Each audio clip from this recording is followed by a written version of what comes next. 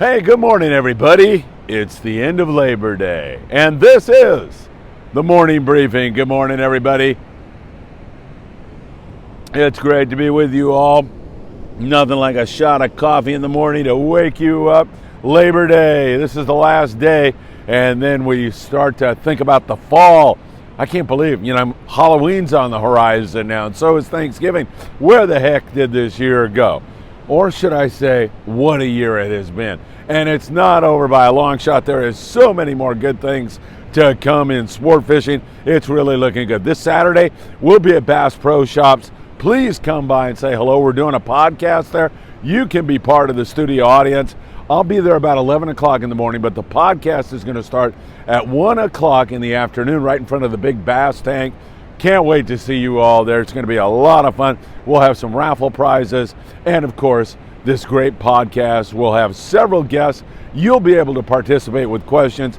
It should be a lot of fun. Can't wait to do that with you all. And we have two Pride trips. They are 2-day trips out of 22nd Street Landing in San Pedro, and there are very few spots left. If you want to go, you better send me a text right now, 657-227-6459. I'll send you back the details. Or you can just look in today's show description, and there you will see it. First, there's a little description of the morning briefing, and then down below, our final trips of the year. And we would sincerely love to see you on one of those trips. Just ask anybody who was on that last Amigo trip how great it was. It was simply fantastic. And I'm working on our Amigo dates for next year. I'll have those out for you shortly, so you'll be able to join us on another great Amigo trip. It was nothing short of fantastic, and that kind of fishing is continuing right now. All right, a note about bait. I just wanted to talk about it because I got a note from a gentleman who thought maybe they ran out of bait because the captain was cheap and they didn't want to purchase that much bait, so they tried to save some money. That is not what is going on. I've been doing this for a long time. I've decked on a lot of boats, been on a lot of sport boats. There is no captain in the universe who's going to say, I can save $100 if I take less bait. There's no way that's going to happen. The competition is way too, trying to outfish another sport boat, that's what the name of the game is. Friendly competition. So if you're going to handicap yourself by taking less bait, let's just put it this way, that's not what's going on. There's problems with bait when you have all this warm water. Sometimes you go from the cooler water bait receiver kind of water temperature out to this warm water, and bait just doesn't survive that well in it. That's what's going on. Or the bait boat didn't make enough bait, so they're rationing bait. Something like that. That's the cause of it, okay? So it's not that sport boats are taking less bait. They're not doing that. They want to catch fish as much as you do. There's no captain out there who wants to fillet less fish, who wants to catch more fish, who wants boat A to beat him. It's not happening. So just keep that in mind, and I hope I addressed that question that one of you had out there. All right, we don't normally do this, but we're going to go to Puerto Rico right now because Nico Anderson, great kid. I met him on the Island Spirit up there out of Ventura on a Friedman Adventures trip. I love this guy. He says there is a great yellowfin tuna fishery in Puerto Rico, and it looks great. He was fishing a giant stick bait and caught this gorgeous yellowfin tuna. Nico's an outstanding angler, and man, oh man, are we proud of him, and are we happy that he shared that with us all. I sent him a note and said, I might have to go to Puerto Rico and check this fishery out. Looks great, beautiful fish. Congratulations, Nico. Thank you so much for sharing. Ensenada, let's go to Baja California as we're doing the international thing, and the Pongueros down there continue to hammer out great catches on the kelp patties. There's more fish coming. More yellowfin and marlin seem to be pushing up in all this warm water. It's really looking fantastic right now. Pongueros are typically catching very few yellowtail, but copious amounts of Dorado. Tremendous marlin show down there right now. We're seeing more and more of that, and the yellowfin are really starting to show up and really starting to bite, and nice grade, 25 to 60 pound YFT. We're seeing it up here also in the LA Orange County areas. There's quite a bit of that YFT around. That is just something that is going to play a role in the future. Wouldn't surprise me on those Pride trips as we get deeper into September. Those are September 21st to the 23rd. That's a 2-day. And then October 3rd to October 5th. Wouldn't surprise me to see that yellowfin tuna play a huge role in that bite. Pongueros and San Diego-based boats, and everybody, when you're fishing that tuna, you want to be fishing 30 to 40 pound fluorocarbon. www.opsonusa.com. Put in FA at checkout, and Greg Brown will send you a love note and also a free gift. That fluorocarbon is essential, and you're going to gauge your hook size to the intensity of the bite. If it's going full speed, you're definitely fishing a 2-0 hook or bigger. If it's not full speed, you're going to go to a 1-0 hook or smaller. We like blacktail hooks. They work fantastic, and make sure you are doing that. Some of the scores out of San Diego remain mind-boggling. They are so good. The fishing is so outstanding right now. This season has turned into a historic season where we have never, ever seen this much Dorado. And it's just evidence of how enigmatic this sport fishing business is. I mean, this is a La Nina year. It is not an El Nino year where you might expect something like this to happen. And here in a La Nina year, we get an influx of all of these tropical and subtropical fish. Absolutely incredible. Old Glory, limits of Dorado. Daiwa Pacific, 168 on the Dorado, 44 bluefin, 30 on the yellowtail. The San Diego on a one-day trip with 35 guys. Now they're leaving in the morning, coming back in the afternoon. 55 bluefin, 3 yellowfin. Fantastic fishing the fly line bait. Choosing a good hot bait makes all the difference in the world. So make sure you take your time. Sometimes the adrenaline is flowing. You're hearing guys hook up.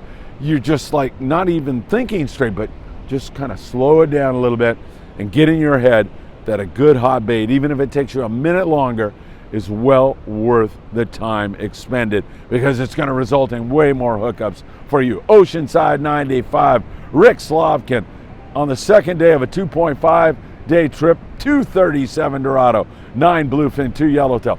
Constitution, 500 Dorado on a multi-day trip, 32 bluefin, 17 yellowfin tuna. It simply doesn't get any better. These are long-range type scores in our local waters this year. Absolutely incredible. And then I've got to get to a guy by the name of Alan Offord. Alan's a great guy. I met him at the Orange County Fair, and he was so humble and so nice, along with his lovely wife. And he sent me a note, and I am so happy Alan got out. He said, Phil, I took your advice.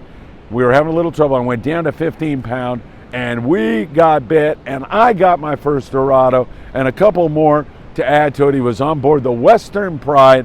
Couldn't say enough about the captain and crew on board the Western Pride, and he had an absolutely fantastic trip.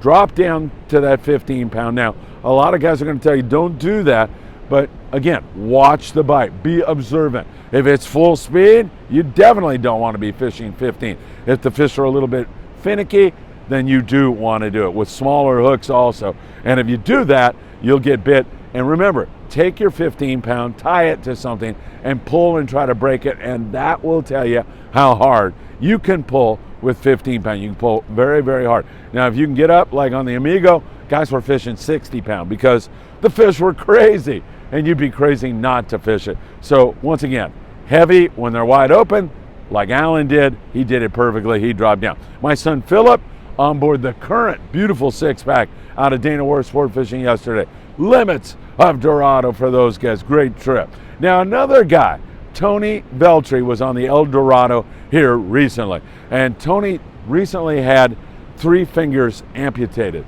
so he went through a very difficult time. He wanted to get back to his passion, his love to get out and go sport fishing, and he jumped on board the El Dorado. Tony tells me that the captain and crew worked with him on his knot tying because obviously he was missing 3 fingers, so it was a whole new process. He had to relearn how to tie his knots with missing the 3 fingers. And he said the captain and crew were absolutely great. Fantastic.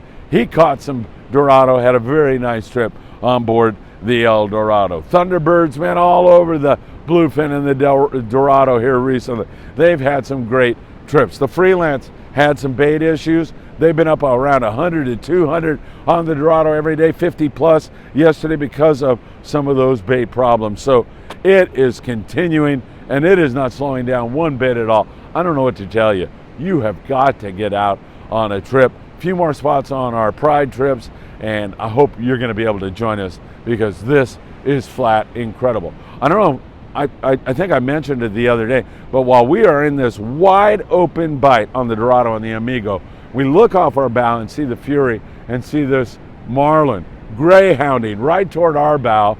They had hooked a big striped marlin, it looked like, and then you heard all the moans over there as they had lost it. But just incredible to see that in Southern California. Wide open Dorado for the Fury, for us, for the Thunderbird in that stop, and then a greyhounding striped marlin coming at you, a scene that you'd more likely see down in the East Cape in Baja California Sur.